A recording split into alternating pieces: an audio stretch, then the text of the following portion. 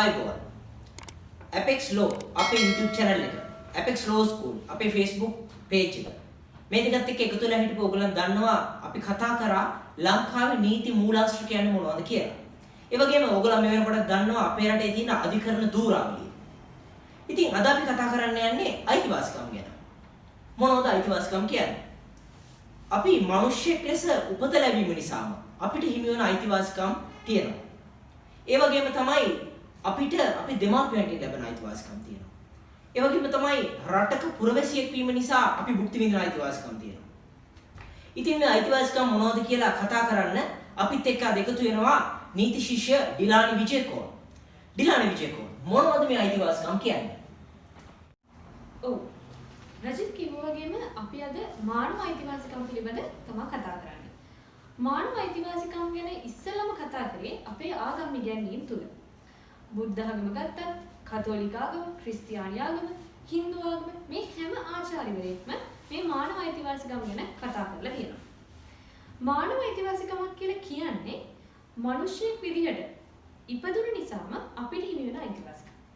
මේ අයිතිවාසිකම් පිළිබඳව අතීතයේදී 1915 දී මැග්නා කාටා ගිවිසුම හරහා කතා කිරීමට පෙළඹුණා. ඒත් එක්කම දෙවන ලෝක යුද්ධයෙන් පස්සේ 1945 දී එක්සත් ජාතීන්ගේ සංවිධානයත් මේ මානව අයිතිවාසිකම් පිළිබඳ කතා කරන්න පෙළඹුණා. එහි ප්‍රතිඵලයක් විදිහට 1948 දී එක්සත් ජාතීන්ගේ සංවිධානය මේ මානව අයිතිවාසිකම් පිළිබඳ විශ්ව ප්‍රකාශය එළිදක්වන්න පෙළඹුණා. ආණ්ඩුක්‍රම ව්‍යවස්ථාවක් ගත්තාම ඕනෑම රටක අපි දන්නා ආණ්ඩුක්‍රම ව්‍යවස්ථාවක් තියෙනවා. මේ ආණ්ඩුක්‍රම ව්‍යවස්ථාව පොදු ලියවිල්ලක් විදිහට අපිට හඳුන්වන්න පුළුවන්. මේ ලියවිල්ල හරහා රටක මානව අයිතිවාසිකම් වලට මූලික අයිතිවාසිකම් කියන හැඳින්වීම ලබා දෙනවා. අපේ රටේ 1972 තමයි පළවෙනි ආණ්ඩුක්‍රම ව්‍යවස්ථාව ඇති වෙන්නේ අපේ විසින්ම ගොඩනගා ගන්න. මේ ආණ්ඩුක්‍රම ව්‍යවස්ථාව තුළ මූලික අයිතිවාසිකම් සම්බන්ධයෙන් පරිච්ඡේදයක් ඇතුළත් වුණත් එහි ඒකේ බලාත්මක කිරීමේ යාන්ත්‍රණයක් පිළිබඳ සඳහනක් නොවීම දුර්වලතාවයක් විදිහට අපිට පෙන්වන්න පුළුවන්.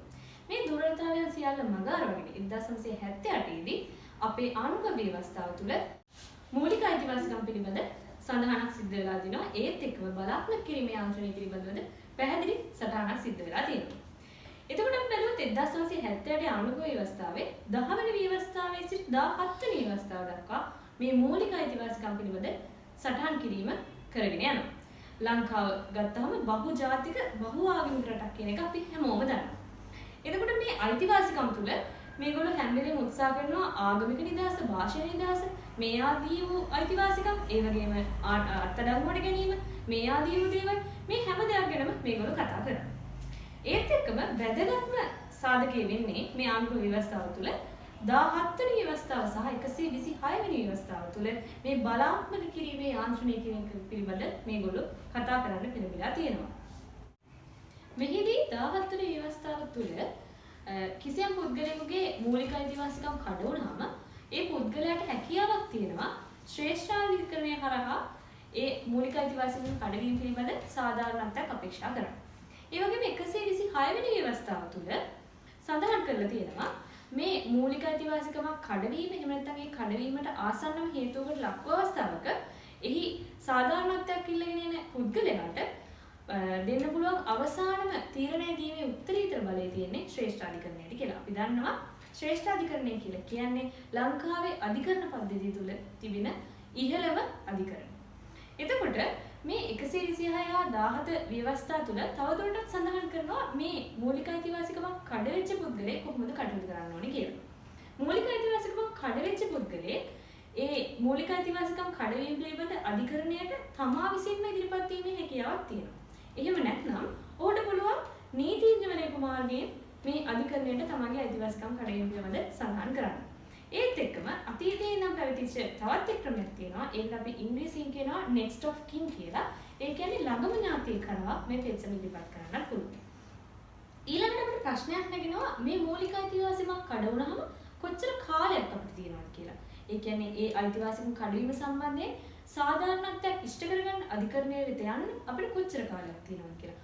අවුරුද්දක්ද දෙකක්ද නැත්නම් ඊට වඩා අඩු කාලයක්ද මේ පිළිබඳව අපි දැනුවත් වීම වඩා වැදගත් වෙනවා.